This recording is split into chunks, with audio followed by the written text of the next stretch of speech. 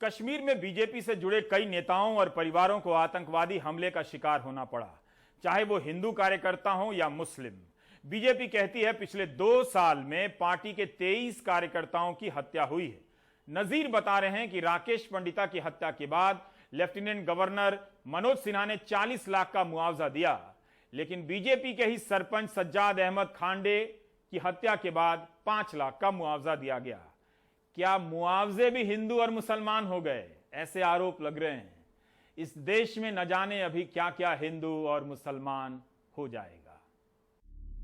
पिछले साल अक्टूबर में बीजेपी के युवा नेता फिदा हुसैन अपनी बेटी राहिबा का पहला जन्मदिन मनाने की तैयारी कर रहे थे कि आतंकियों ने उन्हें गोलियों से भून दिया।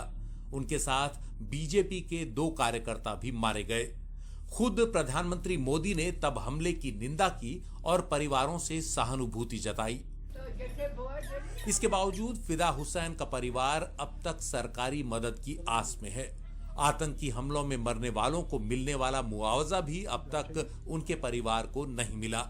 एकमात्र मदद रेड क्रॉस से मिली, वो भी 1 लाख रुपए की। फिदा हुसैन की पत्नी शगुफ्ता किसी तरह अपना घर चला रही हैं। 29 अक्टूबर को 1 साल होगा। अभी तो कुछ भी नहीं मिला है। सिर्फ रेड क्रॉस वालों ने हमें 1 लाख रुपए दिया है इस बच्ची को। हमें बस उतना ही चाहिए, बस जो इस बच्ची का सहारा बनता। बस हमले में मारे गए बीजेपी कार्यकर्ताओं का आरोप है कि सरकार मुआवजा देने में दोहरे मानदंड अपना रही है।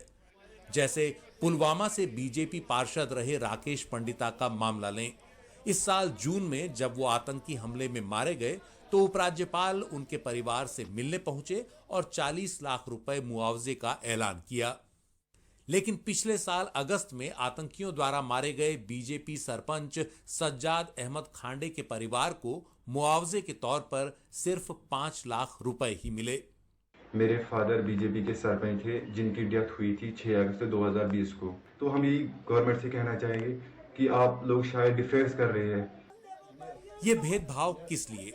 फिदा हुसैन के परिवार का सवाल है कि जब राकेश पंडिता के परिवार को 40 लाख रुपए मुआवजा मिल सकता है तो उन्हें क्यों नहीं? हम फरवरी से दफ्तरों के चक्कर काट रहे हैं डीसी ऑफिस। हम तो एक तरफ तकलीफ में हैं, तो ये दूसरी तकलीफ देते हैं दफ्तरों में जाने के लिए। चलो उसको दिया उन्होंने अपना कंपनसेशन पंडित को, उसी तरह हम भी चाहते हैं कि हमें भी दें।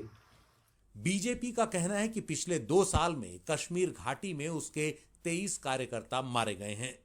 पार्टी मुआवजे को लेकर भेदभाव को स्वीकार कर रही है। डिस्क्रिमिनेशन हो रही है। कुछ लोगों को 40-40 लाख कंपनसेशन दिए गए और जो हमारे कार्यकर्ता है जो मारे गए दहशतगर्दों के जरिए उनको रेड क्रॉस के जरिए से 1-1 लाख मिला है। एनडीटीवी ने जब ये मुद्दा उपराज्यपाल मनोज सिन्हा के सामने उठाया तो कोई ठोस आश्वासन नहीं मिला।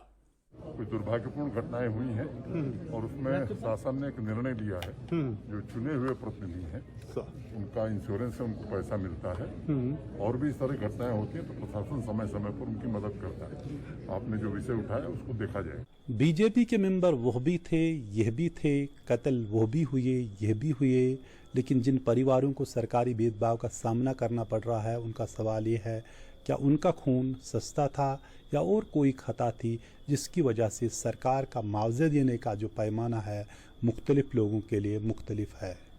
श्रीनगर से नज़ीर मसूदी, एनडीटीवी इंडिया के लिए।